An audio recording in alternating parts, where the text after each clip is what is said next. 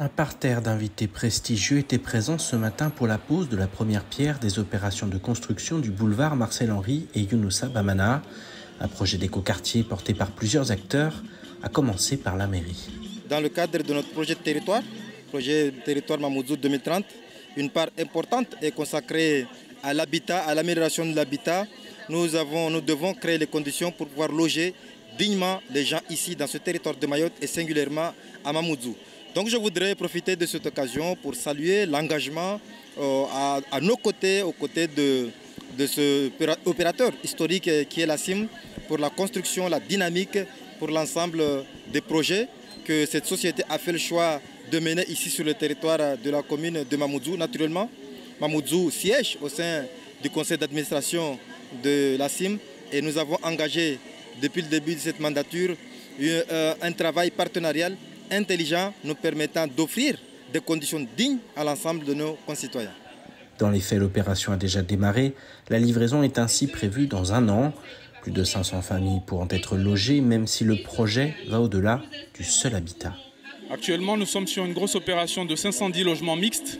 Nous avons du logement social, mais également du logement intermédiaire libre de standing pour répondre à l'attractivité du territoire actuellement, en proposant du logement aux nouveaux venus, aux cadres, aux fonctionnaires qui vont venir exercer sur le territoire. Donc nous sommes sur une opération mixte de logement, de commerce, de bureaux et même une école. Donc c'est pour ça que c'est une opération emblématique, parce que nous sommes sur une vie, nous sommes sur un bassin de vie, nous construisons la ville sur la ville. 500 mètres de galeries commerciales sont également prévus pour cette opération de renouvellement urbain, qui n'est qu'un élément d'une longue lignée.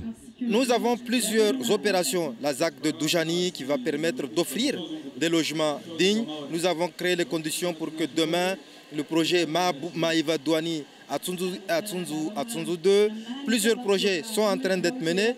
Je l'ai dit, reconquête foncière, créer les conditions pour libérer le foncier, c'est permettre à l'ensemble des opérateurs, y compris la CIM, d'avoir des espaces, parce que pour construire des logements, il faut avoir du foncier. Et quand nous sommes engagés dans la libération du foncier, la reconquête foncière, c'est permettre à ces opérateurs comme la CIM aujourd'hui d'avoir du foncier pour faire du logement social, mais aussi du logement intermédiaire, parce qu'il faut aussi loger les personnes qui ont les moyens de pouvoir se loger au-delà des logements sociaux.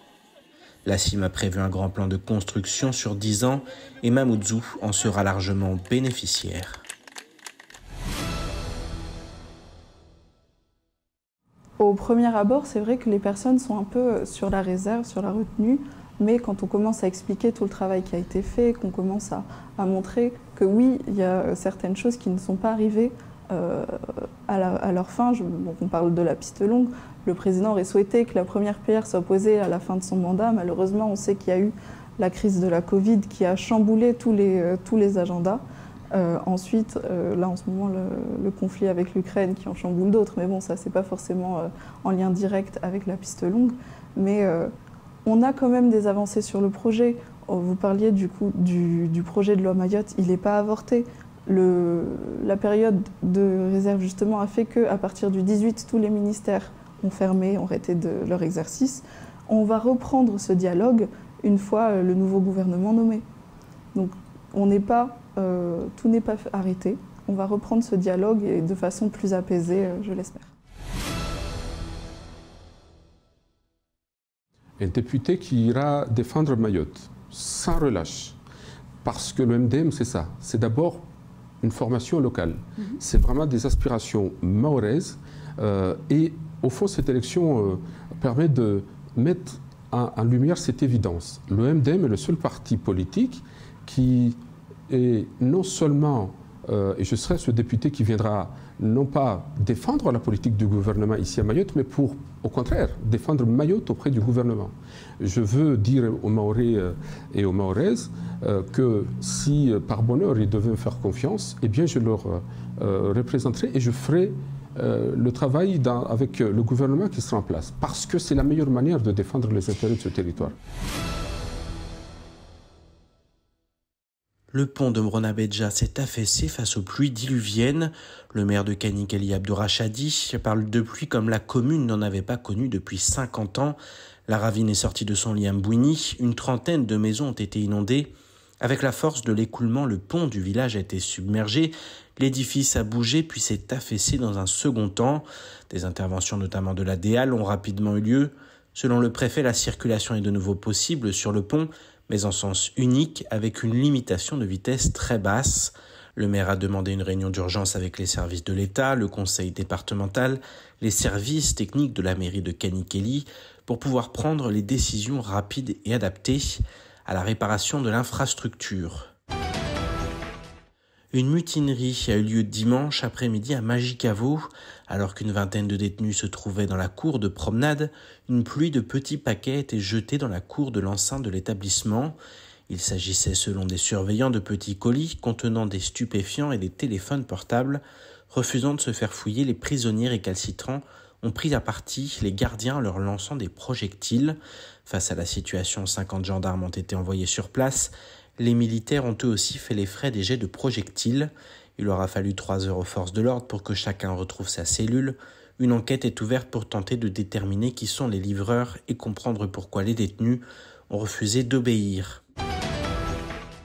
Les interprètes au tribunal sont en grève illimitée. Ce sont eux qui assurent les traductions en temps réel lors des audiences au tribunal judiciaire, mais aussi auprès des forces de l'ordre dans le cadre de leurs enquêtes et auditions. Ils réclament le versement de leurs frais de mission. À l'instar des avocats commis d'office, les retards de paiement se comptent en mois, ce qui est devenu invivable pour ceux qui travaillent dans le domaine de la justice. Alors que 70% des détenus de Majicavo sont d'origine comorienne et ne s'expriment pas ou peu en français, ce mouvement risque de fortement perturber la justice. Néanmoins, ce n'est pas une première dans l'histoire judiciaire. En 2013 déjà, les traducteurs avaient débrayé pour les mêmes raisons.